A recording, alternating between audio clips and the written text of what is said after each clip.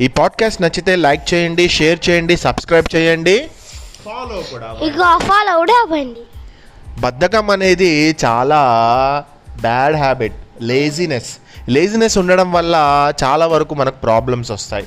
అంతటి ప్రాబ్లమ్స్ రావడం వల్ల మనకు ఎలాంటి ఉపయోగం లేదు కదా. మరి ప్రాబ్లమ్స్ రాకుండా ఉండాలి అంటే ముందు బద్ధకాన్ని విడిచిపెట్టాలి. మరి బద్ధకం వల్ల ఒక ముప్పు వచ్చిందట. ఒక ముప్పు అంటే ఒక ప్రాబ్లం వచ్చింది. ఎవరికి వచ్చింది ఆ ప్రాబ్లం అనేది ఈ కథ ద్వారా తెలుసుకుందాం.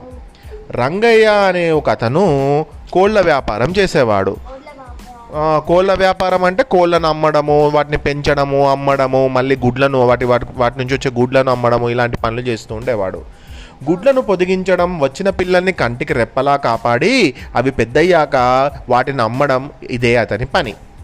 దాంతో అతని ఇల్లు ఎప్పుడు కోళ్ళతోనూ వాటిని కొనడానికి వచ్చే వాళ్ళతోనూ కలకలలాడుతూ ఉండేది. అయితే రంగయ్య కోళ్ళలో ఒక చుక్కల కోడి ఉండేది. అయితే రంగయ్య ఆ కోడిని మాత్రం చాలా ప్రత్యేక శ్రద్ధతో పెంచేవాడు. అది చాలా అందంగా ఉండేది కూడా. అందరూ దాన్నే చూసేవారు. దాంతో అందంగా ఉంటానని తనకి చాలా గర్వం పెరిగిపోయింది. అన్ని కోళ్ళ కంటే తాను ప్రత్యేకం అన్నట్లు ప్రవర్తించేది. అందరితో కలిసి తింటే తనకు నామోషి అనుకునేది. దాంతో ఒంటరిగా వెళ్ళి తింటూ ఉండేది. అయినా దాని వయసు కోళ్ళు అదేమీ పట్టించుకోకుండా దాని వెనకే తిరిగేవి. కొన్ని కోళ్ళు అయితే ఏదైనా పెద్ద పురుగు ఆహారంగా దొరికితే ముందుగా చుక్కల కోడికి మాత్రమే పెడుతూ ఉండేవి. ఇదంతా తన అందం వల్లే అని అనుకునేది చుక్కల కోడి. వాళ్ళ స్నేహం, మంచితనాన్ని ఏమాత్రం పట్టించుకునేది కాదు. అయినా అవి స్నేహం చేయడం మాత్రం మానేవి కావు. కష్టపడకుండా వచ్చే తిండి తింటూ బాగా ఒళ్ళు చేసిందేమో. దానికి బద్ధకం కూడా బాగా పెరిగిపోయింది. దానికి తోడు అన్ని కోళ్ళలా తాను నిలబడి తిరుగుతూ తింటే తన ప్రత్యేకత ఏముంటుందని అనుకునేది. అందుకే ఎంచక్కా కూర్చొని తినడం మొదలుపెట్టింది. అది గమనించిన మిగతా కోళ్ళు ఇదేదో బాగుందని అవి కూడా తిరిగి తినడం మానేశాయి. కూర్చొని తినడం మొదలుపెట్టాయి. అది చూసి పెద్ద కోళ్ళకు బాగా కోపం వచ్చింది. వాటి దగ్గరికి వెళ్ళి, ఏంటి ఇలా కూర్చొని తింటున్నారు? అలా కూర్చొని తింటే మీకు ఒళ్ళు పెరిగిపోతుంది. అసలు వయసు కంటే పెద్దవాళ్ళుగా కనిపిస్తాం. మనలాంటి వాళ్లకు అది చాలా ప్రమాదం. ఎంత తిరిగితే మనకు అంత ఆరోగ్యం తెలుసా? ముందు వాకింగ్ చేయండి అన్నం తిన్న తర్వాత అని చెప్పాయి. తిరగగలిగినంత దూరం తిరిగి దొరికినంత తిండి తినాలి. అయినా ఏ పొదచాటు నుంచి ఏ పిల్లి, ఏ దిక్కు నుంచి ఏ కుక్క దాడి చేస్తుందో తెలియని పరిస్థితి. మనం నిత్యం అప్రమత్తంగా ఉండాలి. కానీ ఇలా కూర్చొని తినడం వల్ల మీకు ఒళ్ళు బరువైపోయి వాటి చేతికి మీరు తేలిగ్గా చిక్కుతారు అని హెచ్చరించాయి. అయినా కూడా దాంతో కూర్చున్నటువంటి కోళ్ళలో కొన్ని సిగ్గుపడుతూ లేచి నిలబడి దూరంగా వెళ్ళిపోయాయి. చుక్కల కోడి మాత్రం మీరేంటి నాకు చెప్పేది అన్నట్లు పొగరుగా తల ఎగరేసింది. కూర్చున్న చోట నుంచి మాత్రం లేవలేదు. మరికొన్ని కోళ్ళు దాన్నే అనుసరించాయి. పెద్దవాళ్ళంతా మళ్ళీ చెప్పారు. అయినా వాటి చెవికి ఎక్కలేదు. దాంతో పెద్దవాళ్ళం ఏదో తెలిసింది చెప్పాం, వింటే బాగుపడతారు, లేకుంటే మీ కర్మ అని వాటికి వినపడేలా అంటూ వాటి దారినవి వెళ్ళిపోయాయి. అయినా రోజుకు చుక్కల కోడికి ఒకే దగ్గర కూర్చొని తింటూ ఉండడం బద్ధకం అనేది పెరిగింది, కానీ తగ్గలేదు. కొన్నాళ్ళకు ఏమైంది?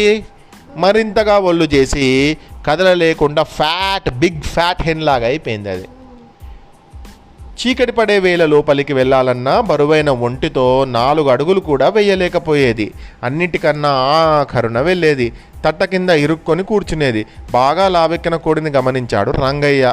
అది మిగతా కోళ్ళలా తేలికగా నడవడం లేదని చూసి, అమ్మో, ఈ కోడి బాగా లావెక్కి కదలలేకపోయింది.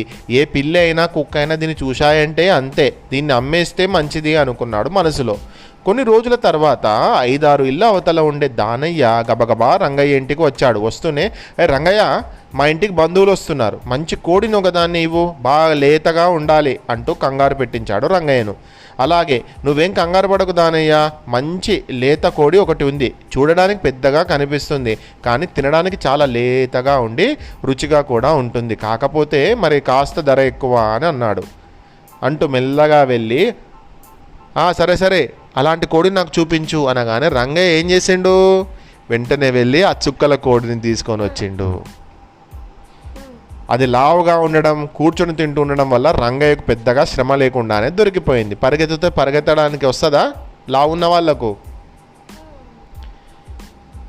చుక్కల కోడి ఎంత గింజుకున్నా లాభం లేకపోయింది. దాంతో అరవడం మొదలుపెట్టింది. దాని అరుపులకు అక్కడక్కడే తిరుగుతున్న కోళ్ళన్నీ భయంగా చూసి ఒక దగ్గర చేరాయి.